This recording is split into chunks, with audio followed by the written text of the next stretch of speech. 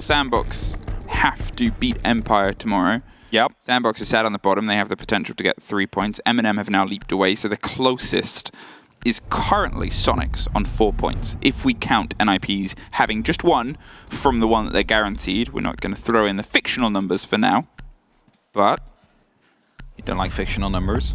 Not currently. Okay. Not for the sake of stability. Double hard breach ban. Wow, I've never seen that before on Glub. I never thought I'd see the day. Never thought I'd see the day. Yet here we are. Thatch is allowed. Which means that either way, there's still going to be routes through. Either way, you're still going to have a lot of breaches. The hatches aren't going to be anywhere near as threatening, but you're looking at the amount that you can open up. You'll have to either cycle towards a couple of can openers if you want to try and go for cleaner takes, or Thermite's going to have at least 2 major walls to do, which on CC, on those sort of positions, is not the end of the world. You've always got Selmas as well. It's not as bad as it used to be. No, it's definitely not. But you gotta look towards that bottom floor as well. You know, if you're going to be bringing a ace, it might just be better to bring a buck actually. And some of you might be wondering, why Hap? Why would a buck be better to go for the bottom floor than it would be to bring a ace? But that's due to the fact he brings, of course, 2 can openers, whereas the ace can only open up 1 hatch and a half, whereas the buck can open 2. Of course, you can also go for a little bit of a combination between the two, bring a Therma, bring an ace, bring a buck, which is currently the case for the side of the Soniqs as we are headed towards the church site. But I'm wondering if the buck chose the flashbangs or the can openers, because that is often a question. Okay, NIP, we've picked up your game on Clubhouse. Now's the chance to prove flashbangs. All right. And it's also the chance for Soniqs to see if they can try and build back, because it's always devastating to be close to victory and then having everything start to crumble away. It's tough to take, and then to go off the back of that into a map that you know is always going to be an uphill, you're going to have to really rev the engines. It's engines we know that they've got, but they've been a little bit back and forth when they're obviously in international play, and again, they are so close, and sometimes being so close to capitalizing is one of the toughest bits to win, is one of those very tough rounds, as they proved in the previous thing, but also just a single point. They also have a game, obviously, tomorrow against M&M. That's the one thing that NIP don't have. This is their last hurrah to try and get themselves locked in on a good seed going into the bracket. That's it, right? You want to get that top 2 to get that extra life later on in the tournament. That is, of course, the goal of any of these teams, and still within reach as well. With how close the group has been, there's no one that is confirmed out yet. Of course, there is favorites to be out first, which is technically the least favorite for the map in that for the group in that case. But NIP nor Soniqs are currently in that position. However, it's better to just lock yourselves in, and that is what Soniqs, their mission will be here on Clubhouse. Just get that map win. It doesn't matter what you do after, because you are confirmed for playoffs. Whereas NIP, of course, they want to go for that potential top spot. That is what they can aim for. Yeti was just holding on with Psycho just at the top of blue stairs, using an exothermic all the way at the top of gym wall. I mean, as I said, they are kind of precious resources right now, because if you're going down to the basement, you've got a lot of hatches to dig your way through. But with the utility that was placed up here, that was all to waste time. A minute has been wasted. They've still got to clear the middle floor now as well. They're cautious about the possibility of somebody slipping past, but NIP have entirely headed downstairs. They're not going to wait around. They're not going to stick on the top floor. They know that they've got solid hatches. Kitchen's done. It's not like they've gone for that extension over bar as well to keep that hatch open too. So Rexon is now going to have to rotate in. And obviously one more exothermic. You assume that will, at this point, with the hold that's done on Church, be utilized to open a hatch rather than anything else. And they use a Selma to long arm the mirror window that is currently on pipes, but yeah. I mean, it's going to be difficult. There is some lack of utility here, you could say, on the side of the Soniqs if they want to open up everything you want to have opened up in an attack like this. 2 Selmas left, however. Seems like they will be used here on the hatch just to make sure that those will be opened up. So potential mirror windows are going to be sticking on for now, and with that extra exothermic we have, that might actually be on that mirror window on the triple wall. You never know, but you got to be careful there, because nitro cells could just be flying over at that moment in time. I think that's it. It takes now a mad dive to be able to get that in. That's what happens with the restrictions, obviously, when Habana's gone, is you only really have one long arm potential to get hard breach from range. Super, he's still got a locked-in kitchen hatch in front of him here, and only one exothermic, so he's got to make sure that this lands. A single impact trick, and suddenly this entire take has gone away. Psycho's going for it. Psycho didn't quite get it, and that is a very important part utility to go in their favor. 30 seconds. They're stacking themselves up for the drop here. They're prepped for any chaos to start to come through. It's pre-fires, it's canisters right under that hatch, and they're going to wait for that to burn and burst. Kansan gets the opening on Psycho. The pressure comes round onto Blue and Dirt's side. Super takes the drop. The angle's being held and attempted there, as Super's going to see if he can stick it. The rotation comes onto the box side. The C4 locks off the diffuser around the back of the A case, and all the way over the top, Rexon with the pickup, Pino with the drop back down. They've got him, but it's one left, and defenders just clutch in on that opener. The last second diffuse drop there, you might have given away your life as a result, but there was still one NIP member standing to stay alive when it was most necessary. And that is going to be that first round in favor of NIP. It was a close call, we have to say. It should have gone the Soniqs' way, but maybe due to that lack of utility, we weren't quite able to open up all the positions. Of course, we will never know if their plan from the get-go was to go for the drop through the hatch. Either way. Hey, Stream A. Hello, Stream A. I was going to say, we have to welcome a couple of thousand people. I just interrupted you there. When you're about to do like a big thing of like, well, let's welcome them. I just went, hey, hi, what's up? We're here, Soniqs, NIP, bam, you know these teams. And bam, Soniqs are unfortunately one map down. They lost Coastline. Let's fill you in a little bit with a little bit more proper. Let me just pull up the whole round history here. Well, we don't need all of it. No, but I mean, we give them some fun numbers. Give them some fun numbers. Give them some fun facts about the showdown so far. It turned out to become an 8-6 in the end. And entries, funnily enough, were also 8-6. However, most of the time the entries did not actually lead to round wins. NIP, they made use of a tactical timeout call by Soniqs after they won a round. Proceeded to win for themselves. That was the moment when Soniqs was up 5-2, and suddenly it became a 6-5. Soniqs closed the gap, however, NIP won in overtime. And that is the story of Coastline. And that leaves us now here at Clubhouse. And for those of you who are new to watching Rainbow Six Siege, there is some sort of universal rule that will be drilled upon you by any LATAM caster. And if you watch any event as well internationally, and it is do not take the ninjas to Clubhouse. And even though the Soniqs just got quite close in that very first round, the round win still in the hands of NIP, and that is what matters most at the end of the day. There is no, other lasting factors if you lose members throughout a round. I think that's the one thing that you can sort of see if you have a quick digest of all the intel. If you missed the previous round before, that there was only one player left on NIP, and only 2 of them have been able to be dropped on the side of Soniqs, and yet still the round is their favor. This time, it's an early swing. Psycho leans in, takes care of Grixer as 3 drones pummel their way through the open CC breach here. With the limitations that we talked about a little bit, obviously Cabana and Maverick gone, Kaid's off the board, but Thatcher with obviously still Ace and Thermite on. Sites like this, you're going to see standard takes. You're still going to see not the true amount of limitations, because a combination of that Thatcher and that Thermite will be able to crack open, and then Selma here on the backside to get your rotations into the bottom. Muzi, he's out of there. He is toying with the idea of taking a little bit of a stretch here. If undroned, he could get a pretty mean rotate round towards the lounge side and back up that player where there's already a double down, a game that NIP love to play. Entirely Garage is open up now. That is right for the taking on the side of Soniqs, and it is very important to get the Garage control. They open up the breach at the very first 20 seconds of the round. Garage is often the next step. You need to get these mezzanines under control, and that's exactly what the Soniqs are currently doing. You create a rotation afterwards, actually find Kamikaze through 2 walls there.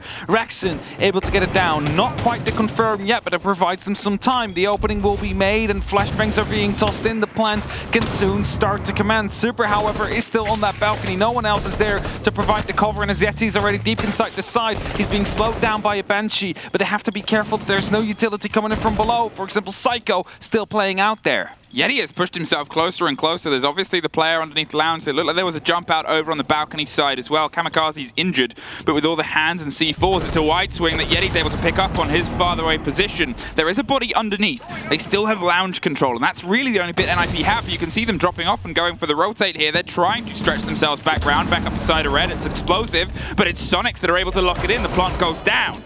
Now, as they double up and funnel their way up to the top of red. The first is knocked back down. Psycho suddenly just sees a smattering of his teammates' bodies, and, well, they know where he is. There's not really a huge amount he can do right now with all the openings, with all the control of Garage, and all the way across opened up into his favor. Soniqs, they battle back, and they get their return and revenge to a 1 apiece. And this is exactly what I said. Them forfeiting the garage. Not quite sure why, because honestly, as soon as that wall opens up in the first 20 seconds, which it should at this level of play with a Thatcher available, there's absolutely no excuse that that wall will stay closed for longer than any 20 seconds. The garage is going to be that tricky part. That is where you need to fight to get control. But they just dropped. They gave it away, and you might be all right. That's okay if you have utility to cancel a potential plant. Think of C4s. Think of a bulletproof on the side, which can give you information where the plant's actually coming down. But it was none of that. Just an impact and a guess. But it was the wrong guess. And eventually they weren't quite able to find Super. Who got the plant down in the end there. And it leaves us at 1-1. However, with the Thatcher available, it should be more attack-sided to some extent. Walls are supposed to open up quickly. There is nothing you can really do against it, especially not if they combine the exothermic together with the Selma. And this, by the way, that hatch being open and the Echo being on the board indeed is a beautiful trick. It will be portrayed later by our observer. I don't know who our observer is, by the way, today. It's Cyano, I believe. Is it Cyano? Nod with the camera. Nod with the camera. That's not a nod, that's a wiggle. That's shaking. There we go, it's Cyano, all right. That's how you know they're a professional observer. Exactly. They respond to whatever you say. Okay, I'm gonna take a second here and just put a little bit of the weight onto this game for the group. Obviously, the people on Group A or Stream A, you just saw the result that happened between M&M and Empire. For context, NIP currently are not secured at this point on the groups. This is their last chance to earn points. If they get 3, they are locked in. Sandbox cannot jump onto them. Currently, they're even, and they lose their head-to-head with Sandbox, so they need a point. Soniqs just need 1 to be secured, because although both these teams started this game on 4 points, and Sandbox obviously still need the 3 from a win, potentially against Team Empire tomorrow, to have a chance, Soniqs just need 1 to be entirely secured. They just need a map. Opening will be made from the side of Strip. Long angles will be watched by Yeti, and this is going to be the first of openings onto the bar and stage site. And now Julio, stuck behind this small bar here, needs to try and hold off as much as he can. He has a reinforcement on the back, so the long angle will not be utilized. At least not yet, until it potentially gets opened up by Selma. I mean, Rexon is quite close. He could literally open it up as soon as a drone from Grexa comes around the corner. You see it as well on the top down. It's opening up. In the meantime, Julio is going to be stuck between a rock and a hard place here. Yeah, they're buried in a pretty tricky situation as the Selmas start to stretch it out over the stage, setting themselves up for a performance of, well, we're going to try and replicate what we did before. A grenade rolls, nobody is actually caught out by it, and, well, Super actually finds the first onto Julio and goes to stick it afterwards. Grexa with the cover round on the far side, and Pino at least bites back, but it's a 2 versus 4 now. However, the diffuser has just been recollected, going for a replant. Musi just misses, gives the game away, and gets picked up by Rexon with a beat cover. Kamikaze. Well, he's a little bit late to those Echo drones, so he's just going to see if he can utilize it to maybe get some intel and information. However, this from Soniqs, it's a heck of an opening and a heck of a catch. They don't quite get him and pot him on the billiards table immediately, but he's still entirely surrounded by the circling Soniqs Sharks, and they're a little bit hungry. 2 rounds in a row for them. 2 rounds in a row indeed, and they are starting off strong yet once more here on Clubhouse. It's good to mention, attack, again, should be favored with the way that the bans went. Yes, 2 of the Heart Breachers have been taken out. However, the Thatcher is on the board and you still have 2 left. It is no longer year 1 where we just had Thermite and later Hibana joined the fray. There is plenty of ways to open up now. Multiple operators have these can openers as well, which of course gives you this many opportunities. You love saying can openers. You know, do you know whose fault? The man who's currently taking photographs is the one who introduced it to us. There we go. Quickly pose, sorry. Blue's off camera. So you first worked with Blue in Sweden not too long ago in Gävle, and the Americans, the NA casters, which I'm sure you've heard if you're Soniqs fans, they call them can openers. Right. Little hard breach pockets. And you have not been able to stop saying I've taken this is the fill into the timeout here. Yeah, just a quick fill. It's fine. It's fine. You know, sometimes we have to interchange a little bit with the culture. Yeah. Is that the cultural divide? I don't know. What do we have then? I don't think we... It's a technical timeout. So this isn't either of the teams' tech timeout. The mic's there. Although, yeah, Bob's mic is down. I mean, it's hard to tell because sometimes they have them down and sometimes they have them communicated. He's not talking yet, but It's not mic is down. Let's just assume it's technical. Oh, yeah. Yeah, there's a little bit of a problem. Okay, it is not. So the coaches will not be talking. Sorry about that. Just to get it. We wanted to make sure we gave you the correct information, and we should always trust this. It's always the fun thing of guessing based on who's talking, but they'll get it sorted out sooner rather than later. And either way, it puts us in this situation where things were starting to slip away from NIP, and, you know, they have a moment to talk amongst themselves here. Look at that setup of Joe Bro. Into it. Like the real director of Siege there. Just There he is. instead of Ash, Eliza Cohen. No, most of the names as well. Either way, yeah. Actually, I saw it's quite funny. Something I'm just going to fill here. NIP, the players, they all have like a little towel in front of them. They're green colored. I'm not quite sure if they're specific ninjas in pajamas towels. Either way, they use them for if their hands get sweaty, just to make sure that you have the optimal grip on your mouse afterwards. I also have these little heat pockets on the side of Soniqs. And of course, often hot towels as well, just to make sure that your hands stay in the optimal position, because cold hands or sweaty hands, this is not very pleasant to play with. And it might hinder your performance. Either way, the Soniqs have started off quite strong. 2 rounds they managed to pick up. NIP only the first on Church Church Arsenal, that was. They will be going back there. I'll give you that spoiler alert. But it was quite close, we have to say. The Soniqs, they did come quite far, and they almost managed to pick it up. It was a 1v3 in the end, but it was just the fact that the diffuser was dropped, which allowed NIP to pick up the round in the end. And the other two, I mean, Bar is still a bit of a tricky site, you'd say.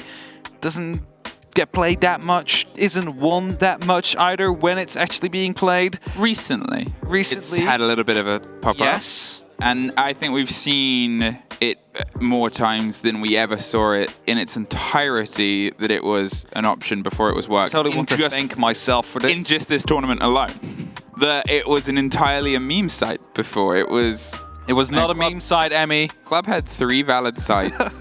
and then the Bar had a rework. And it's not to say it's, you know, a fantastic site, but it was horrible. It has, but now it has options, and now it has explorations, and we've seen different ways of holding it as well. We've obviously seen the Echo play that's pulled in from a couple of different regions. When we saw it from APAC play, I think it was Cyclops played it the other day, and we got to see them do that thing where they entirely opened pretty much that bar wall into the corridor and set themselves up with deep angles from kitchen and the stair set, and sort of utilized it like a back ballast bastion, which is a bit risky because of all the windows and ways you can break in via meat locker, but still, it's these little adaptations, these translations. I think generally the consensus is try and keep vertical at least for as long as you can. But either way, it's the great minds of the many regions of Siege. It definitely is. Just waiting, by the way, for the technical issue to be resolved, and then we get underway again. So it is a bit of a mind game now. Who is going to be staying focused into this kind of situation? As it does take you out of your focus just ever so slightly. It's something you'll have to learn to deal with. I mean, I remember on my first LAN that I've ever gone to as a commentator in the Netherlands, I had a 8-hour delay. What? Yeah, my first game. Your first game had an 8-hour delay? Yeah, that was something else. They forgot to install Rainbow Six Siege on the stage PCs. Okay, well that's... Who guesses that when you're on LAN with thousands of people, the download might not be super fast. Yeah. Yeah. Well, those things happen. We'll be back in as we fill the time with a couple of stories as soon as possible. The most fun rehost I've ever had, or situation I've had that delayed a game, was 2 of the players had an argument about their girlfriend. It was very dramatic. Okay, yes. And this was a really long time ago. This wasn't anything proper. I get the sound. I see the sound. We're back in. Now I don't need to fill time with this. I was just debating, how does that work out? I mean, I remember when a player accidentally stepped onto the power cable of their entire block and just like 200 PCs were suddenly without power. Amazing. Good old days, A player did accidentally kick off another player's I think it was just in the practice room whilst we were here, though. I think it was an OXG player. I maybe vaguely recall seeing a tweet from an NA team where somebody turned off somebody else's computer with their foot. Either way, we're back in. Soniqs. They've been able to thread 2 rounds in a row. NIP, they opened with a success down here, but to be honest, it was a bit scrappy and a bit close. They handed over a lot of territory quite early. Now, I am never really going to sit here and tell NIP how to play. Well, to be fair, most maps, but Clubhouse specifically, because it is so well defined by them. I believe the statistic is the last 7 times they've played it, they've won it every single time. They are hot property on Club. So those adaptations, it doesn't matter what I say at this point because they know the game that they want to bring to it and they've proven that they can bring it very, very well. But still, for my money right now, what we're seeing from Soniqs is a really good step up. Their control of the space, their positioning and when they want to put the pressure from outside of this take, this time round, the way that they're doing their approaches, the CC lock-in, the movements that Yeti was making where he dove his way through servers and tucked himself in that close corner to set up the crossfire angle. Those are the things that we started to miss a little bit on Coastline. And those are the things they have to start showing now again. Now, we are back at the basement. And there's a bit of a roam going on, mind you. Muzi and Pino currently not directly on the side. However, they are slowly starting to fall back as they descend the stairs together with openings being made in the jacuzzi wall in the meantime. That's Super putting up some pressure here. Now, some of you might be wondering, why would you open that one up? It's not on the side. It's just to create that extra bit of pressure, create an extra entry as well. We all know window hoppings are quite dangerous. It costs you a little bit of extra time as well. And this way, there is a quick to rotate back to the outside area if you need it. This time around, still no heart-breaching gadgets available on the attacking lineup. 4 grenades, 2 smokes. And we have that 3 Selmas, 2 in the meantime, and 1 more extra thermic charge left. So they probably will be going for another hatch drop again, I assume. So a different pace approach there that we saw from Soniqs is Grixer very quickly got himself into the stock room and made sure he had the cross angle towards the player that last time was quite late on blue. Here, Yeti's going to pop open that stock supply hatch down towards blue and then start their stretch towards the stage on the other side. They used the Selmas to get open Moto before, and then it was a bit of a pressure point of that final remaining exothermic onto that hatch in kitchen. If that's where you want to play the plant, you've got to be delicate. Uh-oh. Hansen just survives.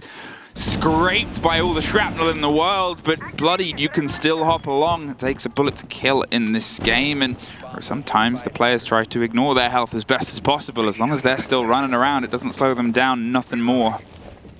Bit of health coming back up from the side of Grixer, of course, using the adrenaline surge to get Kansan in a bit of a healthier state here as he starts to open up all around the hatch right now just to make sure that it's not going to be challenged as much. Pino, however, is standing by with a nitro cell in hand, waiting for the hatch to potentially open up. It's a grenade to get sussed in, but that won't scare him. He tosses it in, but it's not going to be hitting anything as it falls short and won't be able to stick onto the ceiling at all. 3 men now inside that kitchen. You can already tell what kind of a take it will be. They will be dropping down his hedge. Psycho is important here with the actual thermic. He gets it. He gets the impact trick on it. There is no extra thermics left. There is no Selmas left. They need to go for an additional take right now. That was entirely so worth the trade of Psycho's life there. He ran for it. Now they're going to see if they can breach and put some pressure onto this side. Slips past.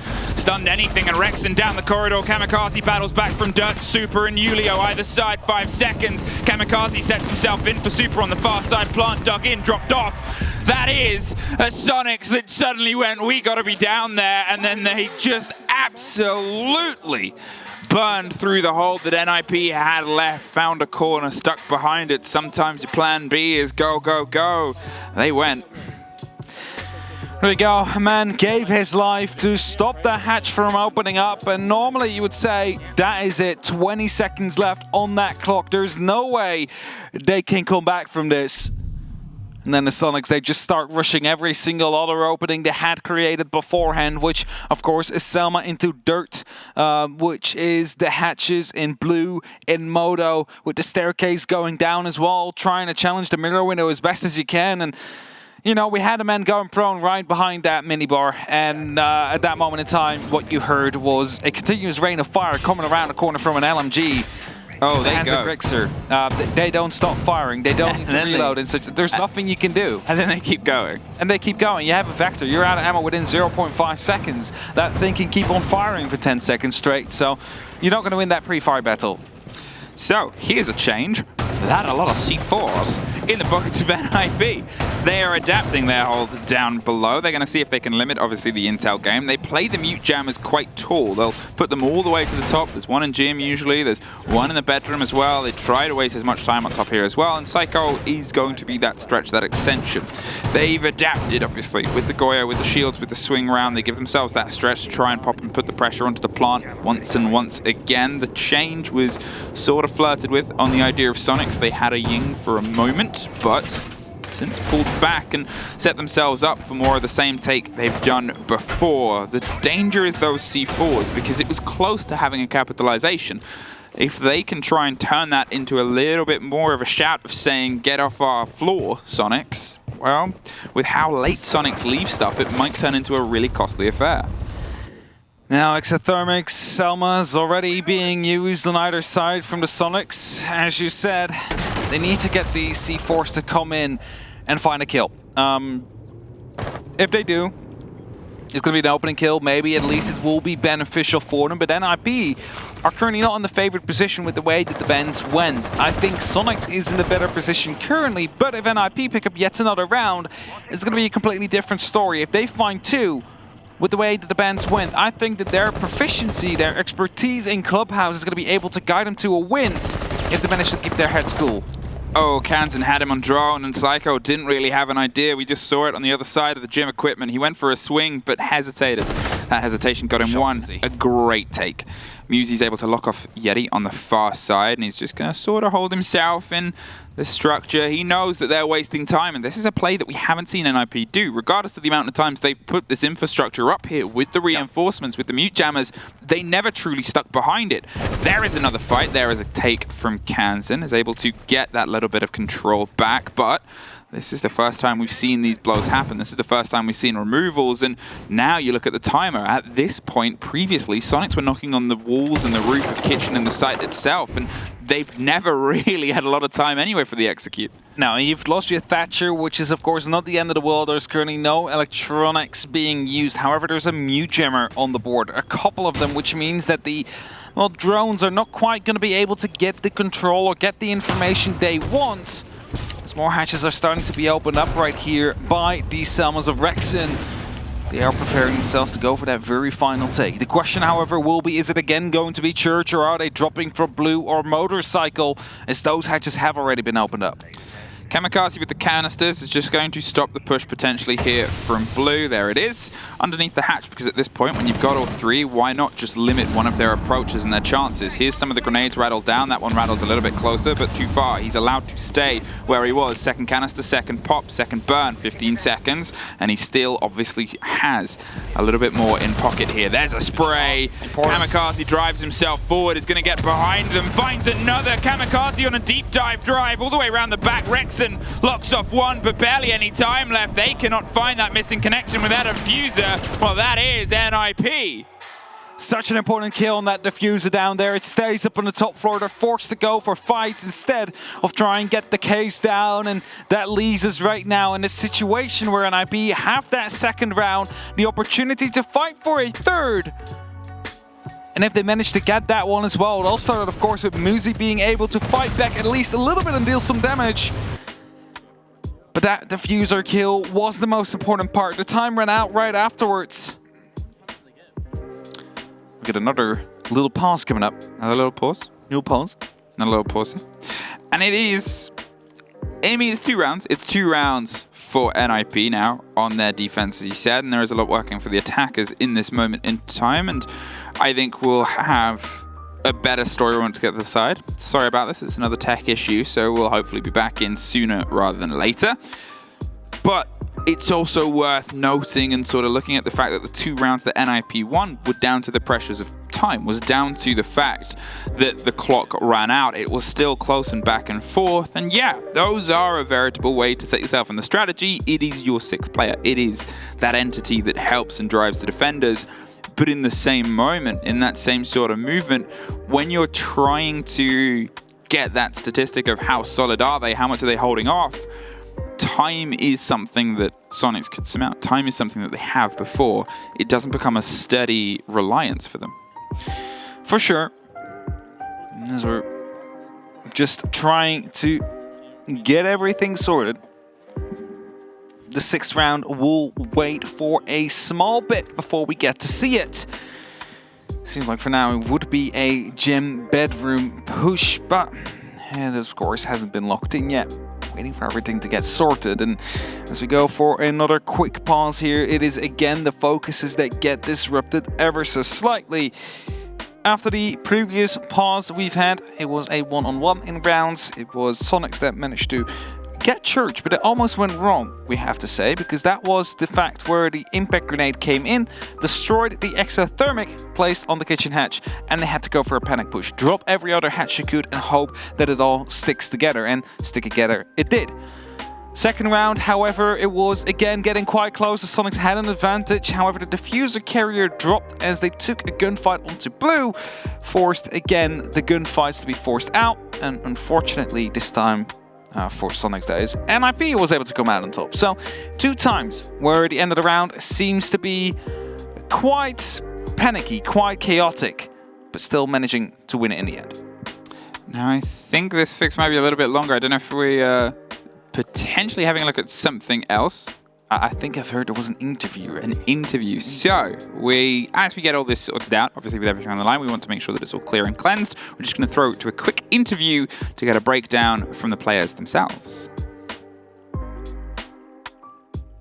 My name is Julio, my nickname is Julio as well, and I'm support player for NIP, Ninja Pyjamas.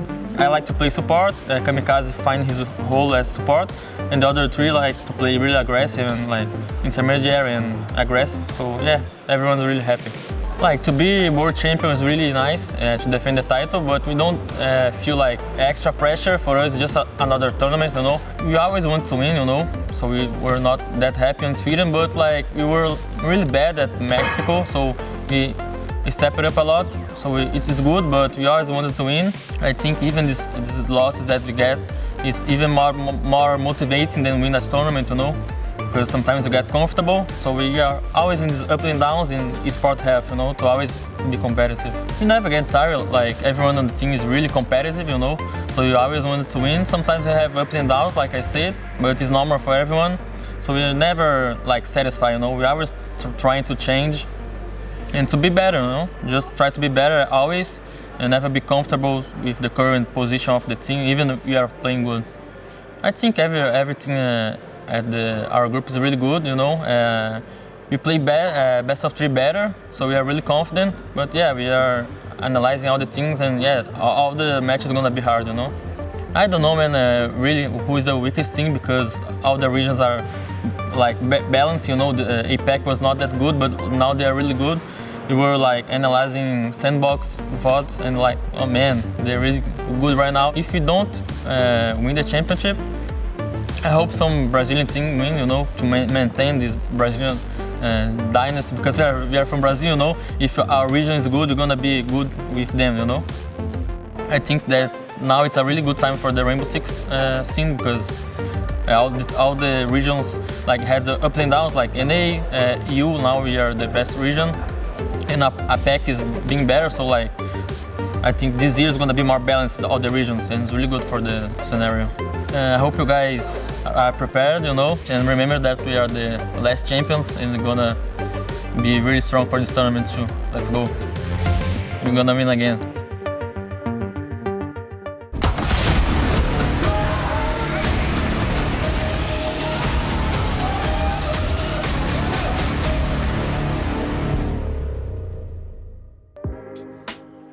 Hi. Welcome back. Welcome back. We're back. We're still in the middle of a game. If you've missed it, we are just quickly getting a technical issue sorted out for one of the players. So we are filling time, and I guess they're filling themselves, that little booth with all the computers and the players, with a little bit of tension because of everything that is on the line. Yeah, this is where experience comes into play, of course, because it gets you out of your focus. It is not the best thing. I mean, especially if you're just getting in that groove, NIP just won that round. But now the Soniqs have an opportunity to reset themselves again. They're like, all right, let's calm it down. Let's just take it for another round. I mean, there is one to go on the defense of NIP. And they want to win it. NIP wants to win it. Soniqs want to win it. I still think the attack is slightly favored with the Thatcher, of course, on the board. And the Soniqs, they bring it out yet once more as well. As NIP going for the gym and bedroom this time, a sight we haven't seen yet today. That's it. I mean, it's...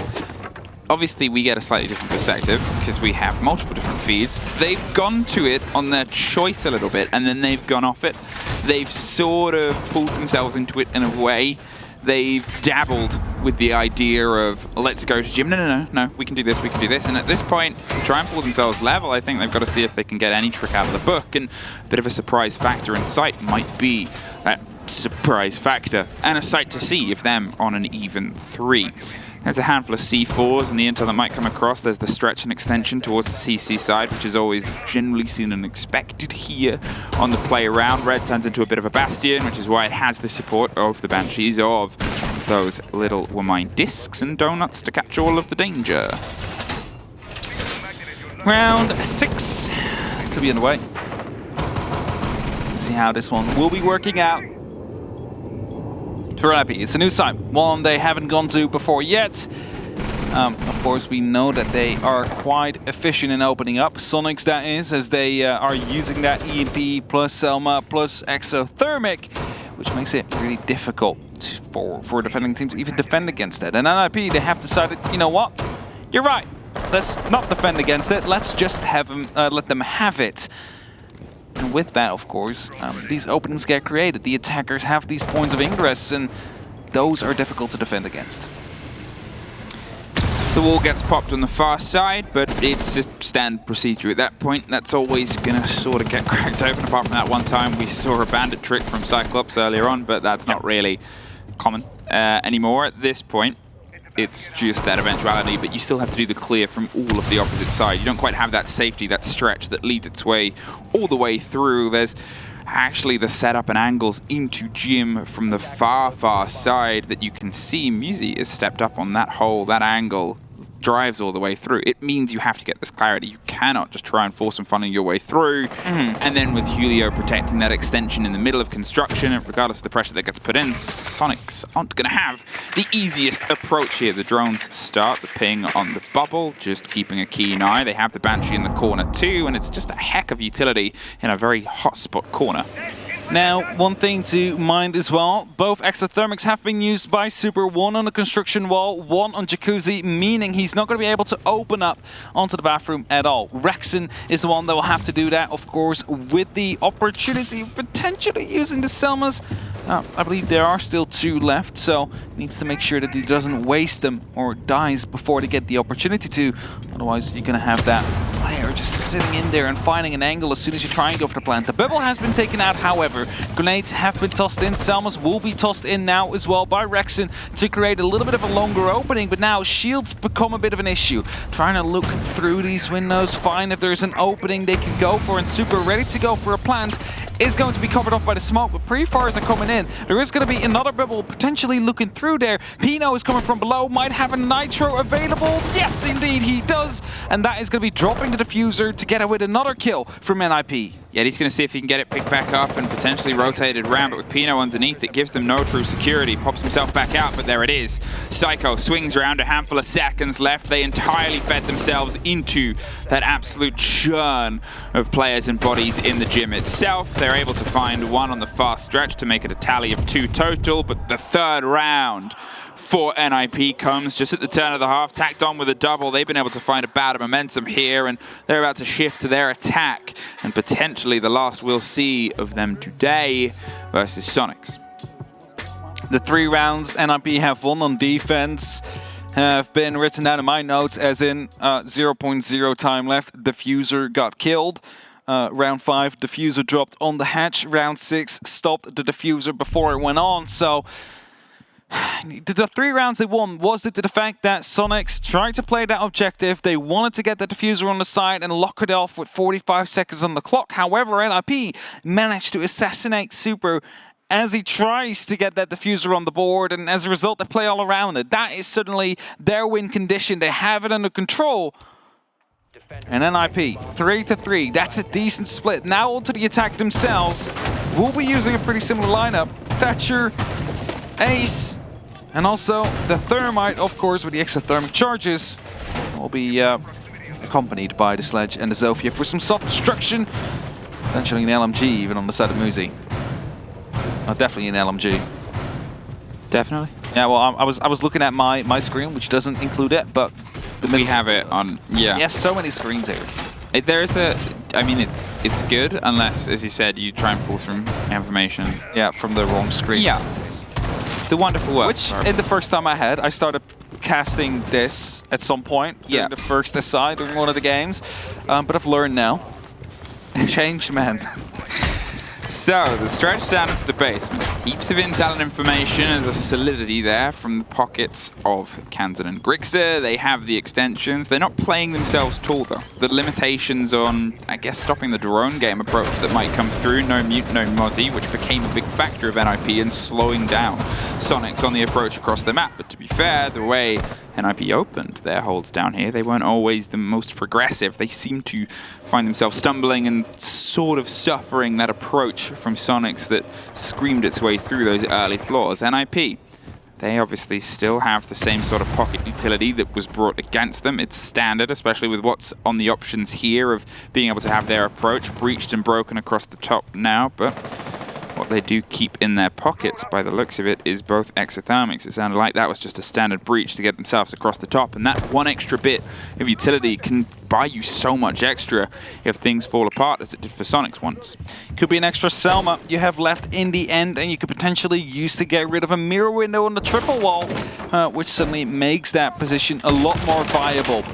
Psycho has to be careful though, as he starts hammering up the floors. There is some members on the side of Soniqs opting to go for either a quick shotgun burst or potentially a nitro cell to be tossed back at him. As long as that is on the board here, his life is in a bit of danger. Of course, he wants to dislocate these players out of the back of the Arsenal room. They want to go for a potential drop as Kamikaze opening up the dirt tunnel here. Yahtzee will be in there, but will be forced to fall back just ever so slightly as he's no longer sure whether or not he will be safe or not. Dirt becomes a plan B. Dirt gets itself prepped up and it allows a player to move through, and as you said, with the play on the hatches here and the Thatcher, they're going to get that potentially locked in. Maybe that's a quick roll towards the back line just to stun anything, and that's the Selmas popping, but there's no Mute Jammers to stop this anyway. It was a well-coordinated attack against utility that didn't exist, but it's better to be safe than out of Selmas. The first gets impacted off, but it still means Kansan cannot continually play that. The second hit the mirror window dead on, I believe, or just on the split side of it, so it pops it open, and that's a second. They still don't have a right route through, but they do have a third one to try and be popped down. They're waiting for a swing to come through. There it is, a long line, and this one will connect, but the canister is just going to stop the full swing through. 30 seconds. They're stacked up right above Kitchen. Pino goes for the drop. Pipes becomes a little bit of a bout and a boust, and Julio has got himself all the way deep in Moto. It's a spray through, one more, and suddenly they've entirely flooded themselves through onto this Pipes wall and Church side. Julio, he's looking for the swing round, the cover on Kamikaze. He's going to see if he can stick it on the far bit. Rexon can't quite get the width on the angle, as they're just going to be safe all the way through the plant here. And two Soniqs bodies cannot quite get themselves in. Pino with one, and Rexon with finally one back. And wow, that was a very clean attack there from NIP. I'm going to say this is why you don't take NIP to Clubhouse here. They knew exactly what to do, and even if there was a Mew Jammer, the EMP was ready. They're not using none of these hatches because there is no Cade on the board. Everything orchestrated, everything into perfection there, and they know exactly how to go about the matter of business there. And managed to pick up that very first round on their own attack, and it was clean. Not the flawless, because they lost one body, but it was a very clean and orchestrated attack. Nothing really seemed to slow them down in that case, and that is what you like to see. That is the NIP that many, well, viewers will love at home. I mean, it was kind of unstoppable. And that sort of moment where you could see Soniqs were trying some plays and ploys. They tried to pull themselves back, impact trick, but nothing sort of stopped NIP.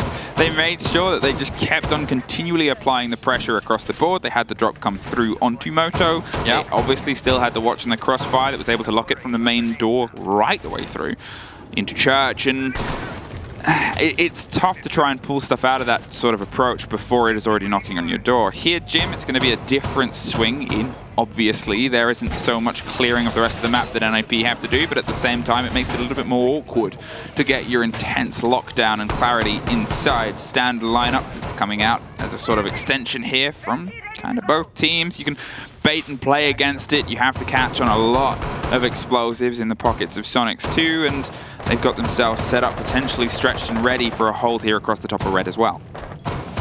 4-3 current score. NIP already one map up as well. For those of you who are just tuning in, it was a map that Soniqs was leading comfortably 5-2. However, their timer they called themselves led NIP to be able to mount a comeback.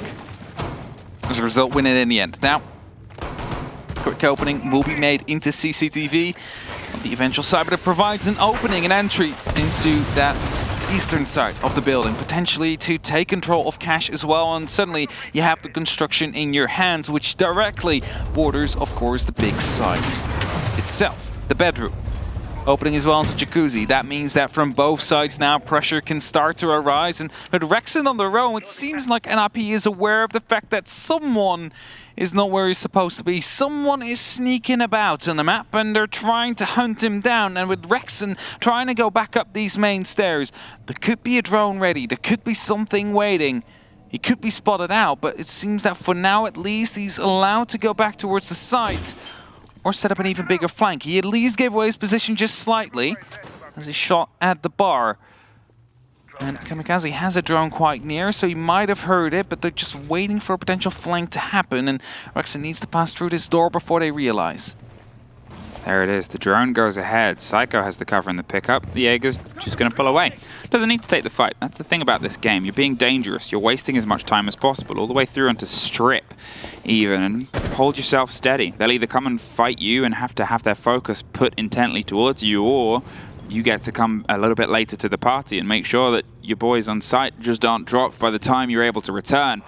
They're still eyeing up some pressure here, and Musy's obviously been able to get into Cash. They have that stretch, they have that range of rotation. Yeti's tucked in on the corner of logistics with a bit of an angle all the way down the side. The hatch, I believe him, or I assume, is potentially still closed to give him that much confidence, but there it goes right there, and that's where he then goes out of there. Yeti is forced into a trickier situation, 45 seconds.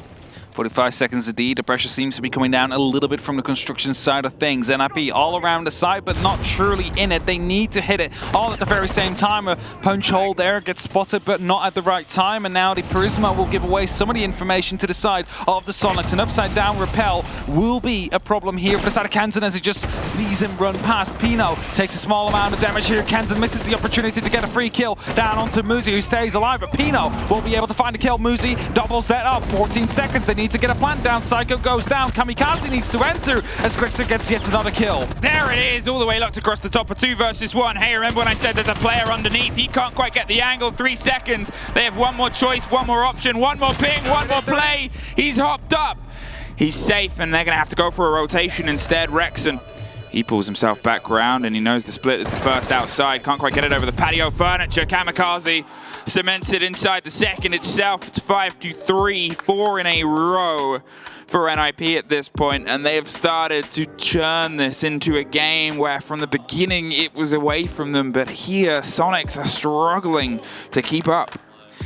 This is exactly what I said. I think the attackers are truly favored here. And yes, Soniqs got quite close here. It was a difficult side to attack due to the many windows that need to be hopped through. But when they did get that first round, when they did get that second round on their defense themselves, NIP already knew, okay, we're in a good position now. And they even found a third afterwards. That truly puts them in a good position now, where they are 5-3 up. It's a situation that NIP has been in before when they were the ones suffering the lead that was from the Soniqs. And Soniqs decided this time around, we'll call the tactical timeout when we are actually on the losing part of things. And that might be a difference maker here. At least you take NIP out of their momentum just slightly, and you have an opportunity to directly counter the attacks that have been going through. Jobro might have seen something there about an entry player going through, about an early death that seems to be haunting them, because the last 2 rounds were both entries and plants on the side of NIP. So maybe a small change of operators or a small change of playstyle is exactly what they need. And we are back. CCTV and Cash. NIP 1 round away from putting themselves on not only map point, but series point as well. And Soniqs, they found a 3-1 lead slowly fizzle to a 5-3 deficit. And to be fair, this is kind of close to where their opponent sat on the previous map, though on the other side of it, as they now find themselves suffering the consequences. But we remember how Coastline went. It went away from them. NIP, they were able to pull it back, so it's still far from over for Soniqs here. They just need to see if they can hold on to one. And suddenly it's only a difference of one. Build on that, and maybe you can try and break the mantle. Otherwise, you'll find yourself, unfortunately, sitting on that very heavy map and series point. Definitely something that Soniqs do not want to endure as of yet. Now, let's just pull it back. The Soniqs have not played CCTV Cash here today. However, NIP has. What the Soniqs did back then is open up the main wall within 20 seconds of that round. Due to a Thatcher, a Selma, and an Exothermic all being placed at the exact same time, there's nothing you can do in that case. Of course, right now, there is only going to be a mute. They might not even have to use an EMP right there, but potentially will, just to be sure about things. Actually, what's happening here is an opening already into that garage. This opening will allow you to hold the window, so any potential drop back from the player inside the garage, which would be Kansan in this matter of time, would be able to be picked up by a player holding that angle. NIP as well don't really seem to be wanting to get Pino over to go for a double take, so just the Exothermic will be placed. Not even an EMP will follow up because they know exactly what operators are on the board right here. No need to double down on things, and he saved that utility for another place. Rexon under a lot of heat and fire here. Here's the Selmas popping off behind him and sees the drone, drops out and falls out of there. Isn't going to get caught as of yet, but clearing Garage is in some books just as important as actually getting the kills inside of it. Kansan is on the second story, waiting to try and peer down from the rafters and lock down anyone that goes for the swinging on the door. But with those ADS and with the idea of his Echo drones kind of feeding when somebody's going to enter, it will come down to the support that comes elsewhere. And Lounge, while Musy's trying to eye it up, suffers a little bit on the way out the door, but they've already been able to clear some of it. There's a drone dropped. Potentially some of the control there. It might have even been actually a Claymore from the pockets to just protect the staircase, and getting rid of that utility is something that, well, maybe it will cost them. Here it is though, for next bout, the fight that's going to happen over to that single player. Prone up there, you see the feet sticking through every now and then. A grenade is coming through, but there is still ADSs that will be catching things up, so a gunfight needs to happen instead. A small amount of damage will be done to Kansan, who knows that the push from the stairs should be inbound. Currently no one watching the cameras. There seems to be a bit of a freightness coming through from the side of the oil pit, and it's going to be Kansan who gets the opening kill. That was due to the fact that he was distracted by the piece of utility out there, the ADS, and now a second man of NIP needs to start coming through. Yatai drops, but it's another kill that comes through before Grixer trades. It's a 3-3, but the garage is under control of NIP. Musy's looking up red right now. They're going to see if they can try and put some pinch pressure on the far side of this. They've been able to stack some modicum of control, but it's not quite comfortable. Finally, they have themselves inside rafters. They can angle up towards that default plant spot there, and there's not really anything in the pockets of Soniqs to be able to throw over the top apart from these smoke canisters. They'll have to be played to perfection if they want to try and break away from this final 30. They're aware of this. They're able to slip by. Grixer hopped up, finds one more, looks for another, and there it is! Is able to take entire control of the bodies that try to blow their way and bowl themselves past the top of the rafters. There's a fourth for his trouble. There's a timeout that's brought them some success. It's a 5-4. 1 round is the separation now between them and the team that is otherwise just ahead, but there's still that pressure. That was their third attempt on a defense. That's it. That was their third attempt at CCTV, and it will now be locked for 2 more rounds. So the first time they can play it again will be round number 12. If they manage to live that long, they need to find one more successful round somewhere, at least, to find themselves to be able to play it again. And Church will be brought out again by the side of Soniqs. The site that was played into the perfection on the execute inside of NIP. So they have to try and find a counter to it. And that is potentially where this timeout also came into place. All right, this is what happened. This is what we need to do to stop it.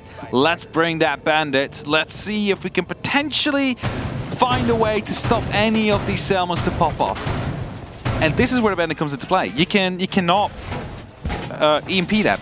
You cannot EMP an active trigger because he'll just put down the charge at the moment the Selmas start to pop, and with that you can defend your utility.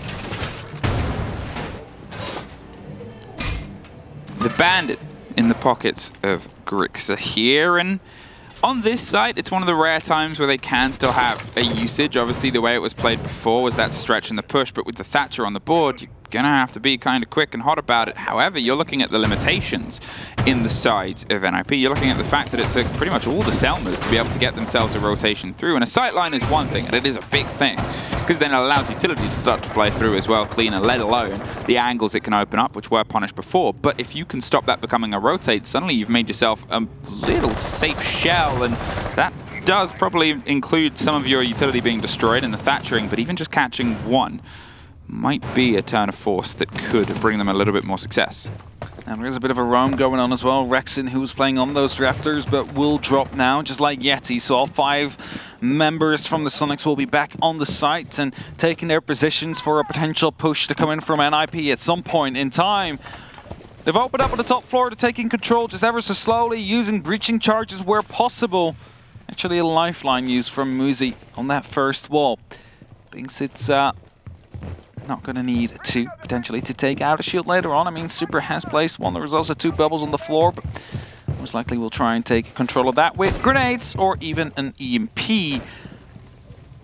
As they're slowly starting to clear that first floor. Now the call comes through. It is clear. No one's out here. Start opening up. We can make this pressure happen. Let's just do what we did before. Getting rid of that camera from above, not contested by C4s below, and Psycho's free to start opening up these angles, but last time there were 2 Soniqs players that started off around that highly sought-after territory underneath the kitchen hatch. Yeti, he pulls back. As that wall gets popped, he's going to make sure that he's actually in a position to be defended by some of his utility, but this is exactly how NIP approached before. They open it up. It becomes an option, not a necessity to their push. They don't try and isolate and send a body through. I guess it depends on how this next portion goes, and this is where a lot of focus comes onto Grixer. Drones come through, they know a bandit's in play, and Rexon's actually going to find the opener against Muzi. The Sophia is gone. The Thatcher, that rolls itself through. You can hear a lot of explosives being popped over, and some of it gets caught out. Not all of it is able to pop off, and as I said, if it's just the cost of one, that might be a bit of a make or break difference, but it sounds like the impacts couldn't quite hit the next 2.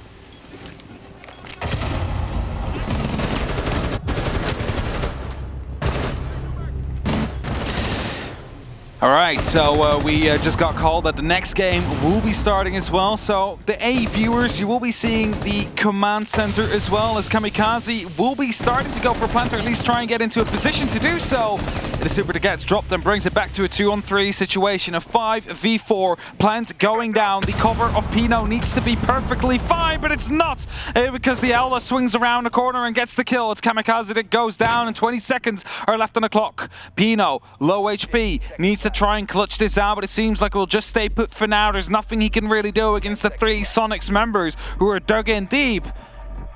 And as the plant went down behind the soft bar, you could easily wallbang it. It's exactly what happened, and it will be another round for the Soniqs here. And it will be 5-5. We are equalized, and let's just quickly go back to the message we just said. A-Stream will be starting again with their game. If you want to see the pre-game, go back to the A-Stream. Bye-bye. But you can also just stay with us and watch the rest of this game. If you're an NIP or Soniqs fan. Yeah, if you want to see the pre-game, head over to A. If you want to stay with us and keep watching some game, stay on B. Some game. Some game. Gym bedroom. And a tactical pause is coming in here now from NIP. They're going to utilize theirs. The previous ones that obviously occurred on their side were technical. So they still have their tactical. They can use this to talk, and well, it's a moment to do it because they are 1 round away. They've lost that 2-round lead that they had, that they've been able to construct. They just need to try and cement themselves OT and then potentially lock it out in this time. Soniqs at the same time, they're able to push themselves here into that OT, into that most precious 3rd map, and that is the sort of position that they're working with right now, is they aren't far away from cementing themselves. As we said at the start of this, they just need a point. They don't need the full series win, just a point. And they are locked in for the playoff stage. Yeah, that's exactly what they need, and that's what they're still trying to chase. And for those of you watching who are used to best of ones, you'd be like, all right, that means they just need 6 rounds. Also not the case. They've already done that. Coastline, it was, went to 8-6 in the end. But we give points based on maps. If you get 1 map, you get a single point. If you get 2 maps and the opponent got none, it is 3 points. So 2-1 victory, 2 points for the winner, 1 for the loser. 2-0 victory is 3 points for the winner, 0 for the loser. But what's more important is that we find ourselves in another sprint to map point. We found ourselves in a situation like this the last time as well on Coastline, where it turned into a 5-5. Round 11 then went in favor of NIP, who were the ones on the comeback. Eventually they won it as well. This time it was Soniqs who were on the comeback. Just got 2 rounds in a row as well after their own tactical timeout. And NIP decided that it's time to call their own now. Let's see if they can reach this gym bedroom once more. The slight change that we're getting here from the side of Soniqs is obviously the mirror. They'll give them an extension. To be honest, it's one of the more familiar operators that you actually get on the gym side. You'll usually see them stacked inside shower with potentially the other on the small box. We just seen Super open, or I'm supposing here with the lead-in across logistics with that sight line towards construction. Limits the movement that they can make, which NIP did utilize before. They were quite late to pop open the hatch, but if they get the drone and the idea that there's mirror windows there, they might try and make those movements a little bit earlier, because a grenade round to that corner can really isolate a player where the only other way out is under the direct fire and sight line usually of a player ready to catch you on construction window. Currently the entry kills are 4 for NIP, 6 for the Soniqs on this map compared to the 8 for NIP and 6 on Soniqs. So we're equally matched out overall in these series. For now, with the Kamikaze getting a quick opening done onto the Jacuzzi wall, they could always try and bank it a bit of, on the back of speed, because there is no one in the actual site as of now. Super still deploying these mirror windows. Only just we saw that's Kanzen joining back, and there's just nothing there for now. Psycho set himself up underneath, and with the 2 frag grenades in pocket, I think he might be trying to see if he can potentially play against the positions that were prepped and set up. That is all soft from kitchen into logistics. That means those mirror windows can become much more impossible to watch. And as I said, if they got an idea, they might go for a push on that side quicker. That is entirely what's happening. A very early break on that hatch compared to the last time. They've sort of segmented most of their attack, their approach. They had the time out to talk it and talk about it. And they've gone for a much more bold and brash front door approach here onto Jacuzzi so far. Muzi might be jumping in soon. He first in the Gemini. No one was checking the jump in from the window on Jim. And now he's sending a drone right after as well. Psycho is below, is trying to get some grenades in. So on the back of that one, we might see a bit of aggression coming through. That's the first one. Psycho finds Kanzen.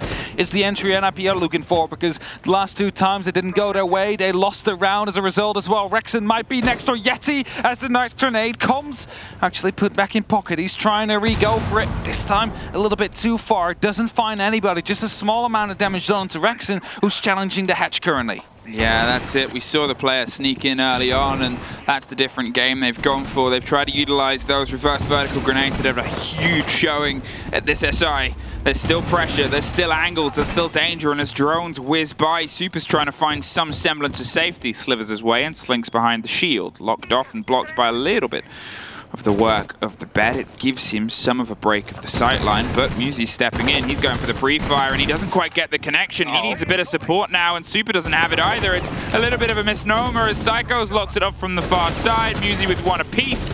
Now inside the site, it is just Yeti up the back stairs, gets 1 pre-fires for the next, but they know where he is. NIP, map, and series point. There it is. They find it quite cleanly here. And for a while, the actual site itself, it was open, but that actually allowed them to, at some point, you saw it, the Diana just walks in, gets into the bathroom, and after that, they all collapse onto the site. And NIP, they take the important round 11 and put themselves up onto map and match point here. As the Soniqs will be going back to CCTV yet once more. They need to win this one like they did in round number 9 if they want to make sure that they're pushing overtime. CC, and this was a good hold from them, but it came down to a lot of the heroics of that Echo that wasted a huge bout of time, and then obviously Grixer popped off for a 4K, but that was because NIP were under pressure. They couldn't do any of the work to force him out of where he was playing onto Cash, which usually is the second step. Once you've been able to get that garage control, then you potentially throw someone over onto logistics and force that player to be more uncomfortable. It means they can't just hop up the table and get themselves dug in for that angle. Either way, it was a Soniqs round before, and there's been the conversation since in the pockets of NIP of how can we start to trade some of these more into our favor. They found one, double it down, and they've locked off today and locked themselves in. Now, for the second half, the entry kill directly translated to the round win. Not over the entire series, but the second half has been super accurate according to that. 3 by NIP all led to round wins from the Soniqs. So whoever gets the first engagement will be feeling a little bit less pressure upon themselves, especially if they find the Raptors control with it. I think that's the important part. They failed to do that successfully in that last round. They lost some members, they took some damage as they tried to take control. This time around it's going to be 2 members of the Soniqs playing on those Raptors and not a single drone currently in position to actually give that information away. Also, the opening hasn't been made yet, but what you can actually see there is a Capitao in position. Smokes and asphyxiating bolts could be the differentiating factor right here as Pino starts opening up. If they know someone is right below that window, they could just burn Rexon out of his current position. And this is it. This is what I talked about, how it was a really good burn of time before. It seems like they're focusing as much time as possible there on how they can try and put themselves in. I'm assuming Julio isn't there. That's not Julio. That will be something else. It's just a visual bug. Visual. Yep, it's Rexon. Issue right there. Oh no, they're going to burn Kansan right there. They know where he is. That's going to be the fire coming through, and Kansan is going to be able to get some help from Rexon and live for now at least. They're both on the same part of the mezzanines right here. It is going to be up to Julio to try and get the kill here as the swing comes around the corner. He will be able to find the first down, but there's still a second member. That's it. So we're just going to have to ignore the box Julio and try our best to remember the lineups right now. The Capitao of Psycho is the one that's causing all this damage up towards Rex and down just on the hop on the opposite side. There it is though. The pressure that's coming through from Lounge, from I believe Yeti drops his way around. It's a 3 versus 4. Grixer finds Kamikaze out on the big Overwatch. One more for Super, who swings himself a little bit closer to it. Now with Psycho locked inside, he's going to see if he can go for the creep back up and get the kit back into his pockets as Julio, the real Julio, has gone for a roam outside down towards blue. He's been able to pick himself towards the far pocket. They've got this stretch, this 2-body overlook towards the side itself, but without any true control. And oh, what's that in the pockets of Grixer and Super? So many throwables just to slow this approach. It means that they do not have a clean entrance here.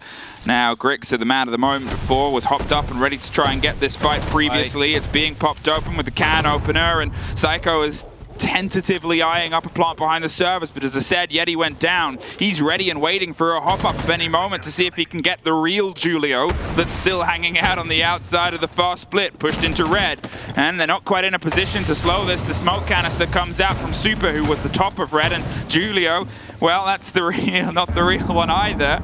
His Yeti is just opening It's all Julio now. It's all Julio all the way down, but he's able to actually provide some support there, and the real Julio is going to have to win a very important firefight. It's able to do a lot of scratch damage, but the smoke canister doesn't quite get it. It is locked in! And Grixer!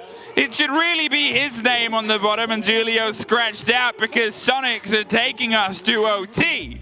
They are taking us to OT as well. For a second, I was afraid there. Everybody just froze as they got that final kill. I'm like, did we just... Did everything just stop working for a second there? But they did manage to stop that plan. Importantly so, the entry again went into the way of Soniqs, and they managed to get the round win as a result.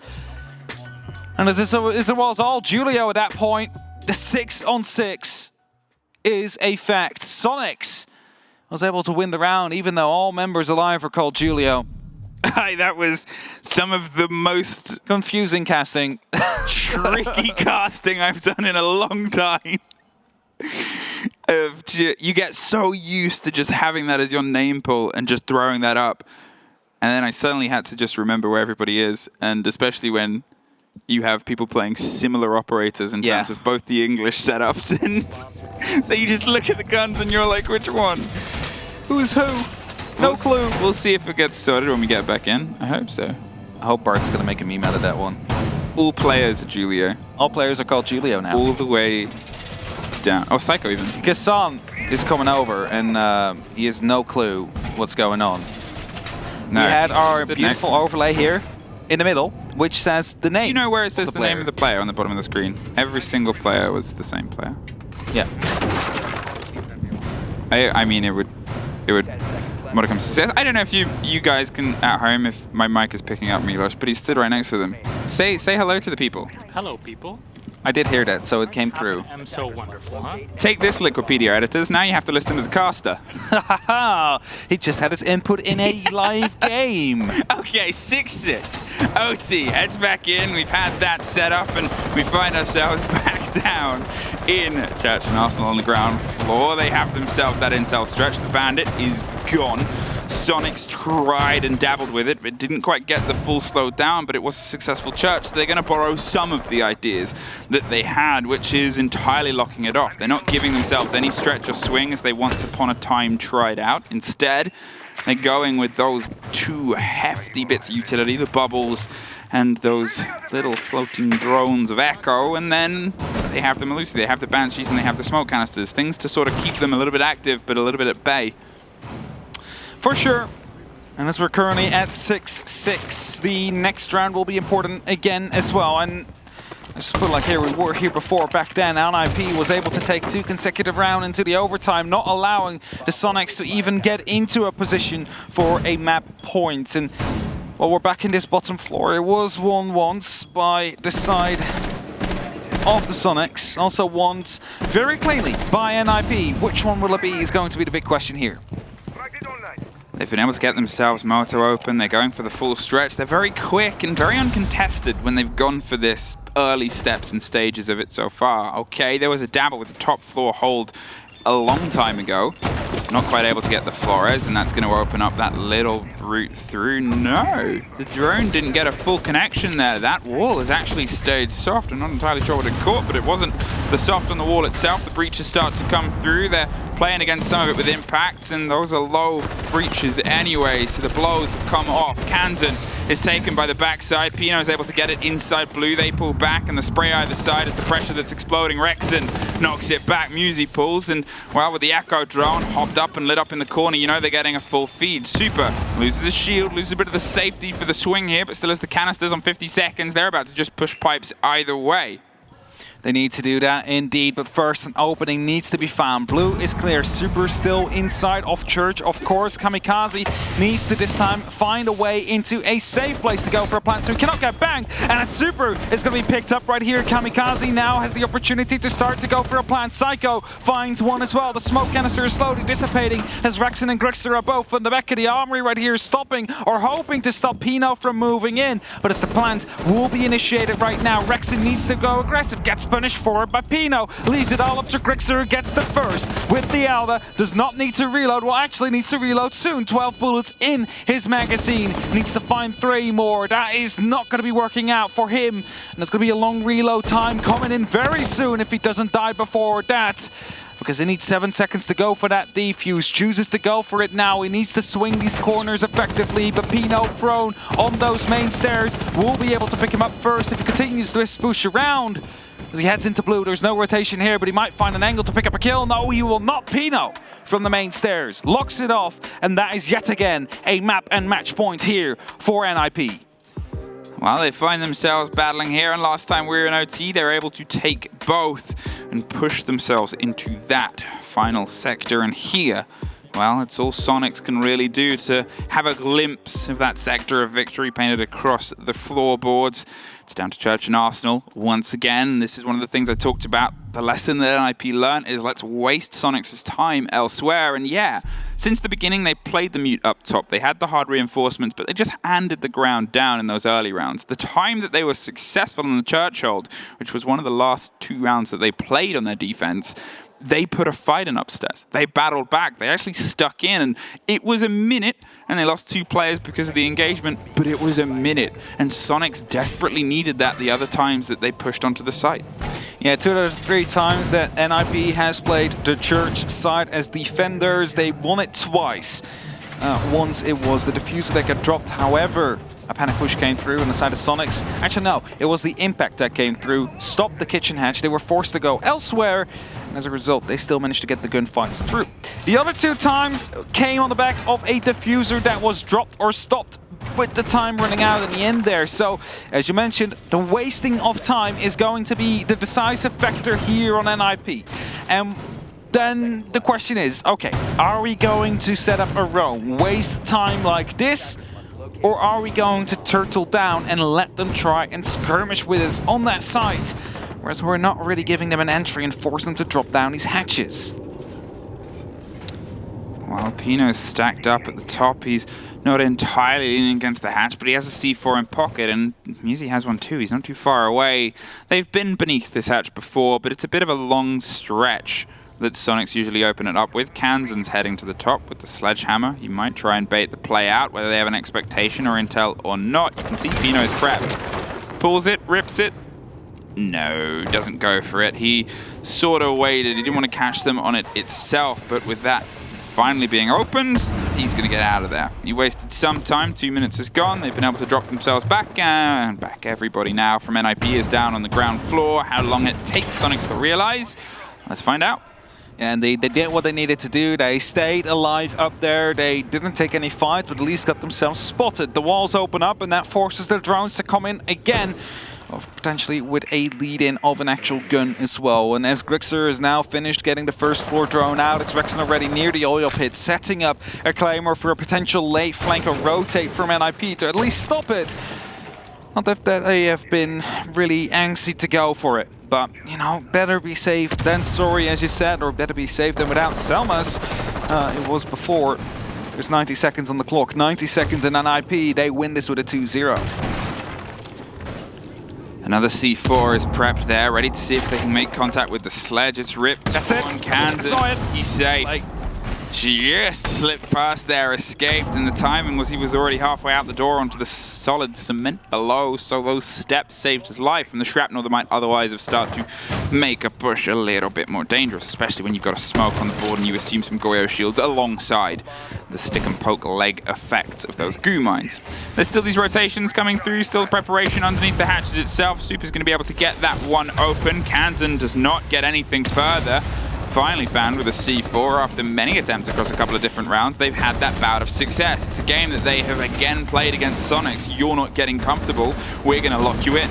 On an opening right there, but this time around Soniqs wants to go for a different take. They opened up on a triple wall there. Musi takes a lot of damage on the approach by a grenade that potentially blew up. Pino playing right around the motorcycle, waiting for the sound of a drop, and he would swing with a shotgun at the exact same time to assure himself that he can pick up that kill. In the meantime, the smoke canisters are being deployed as well. 20 seconds, the drones are starting to flood in. They know exactly where they need to go right now. Is NIP going through, or is it Soniqs that gets to map 3? A great grenade in the lead in as Rexon takes the fight onto blue. Can't quite get it solidified. Musi and Julio are able to get one apiece, but Grixer on the church wall goes big. However, a 2 versus 2, 5 seconds, no diffuser. You left it outside. You didn't press the new pickup button. Planted a handful of seconds in opposition, and Yeti needs to go big, and he can't quite get it. Psycho solidifies NIP, I believe, top of the group based on results previous, but either way, they are in the playoffs. They are escaping groups, and they are just able to keep Soniqs at bay. A valiant effort there for the Soniqs. They got close on map 1. They got close just now. However, just that mistake, the change where you need to press F to pick up the case when it gets dropped before is what cost him the game in the end. He pushed into a safe space. There was nothing to plant. Had to walk back. Time ran out. He almost got it down. But unfortunately for them, NIP, the world champions so far, continue on and take this 2-0. Take those 3 points. This was the last opportunity to do so because they're done in the groups and have taken full use of it. I mean, they did it at the very end, so they've done it, but they've done it. They have secured themselves, and now they have the day tomorrow to kind of get their heads on straight. Obviously, there's a couple of days that passed, or a day that passed at the end of groups, a couple for them now before we find ourselves back into the midst of playing through the playoffs bracket, but still, the champions are still fighting for the chance to pick up that hammer twice. It hasn't been the smoothest road, and they're well aware of that, but it's not quite of Soniqs. Obviously, there's 2 results that have to potentially come through. Sandbox will be playing, and they need points, and Soniqs, they just need 1 from their showdown versus M&M tomorrow. But that's tomorrow, and we have other stuff today, and we'll let the desk break this game down after a very quick break.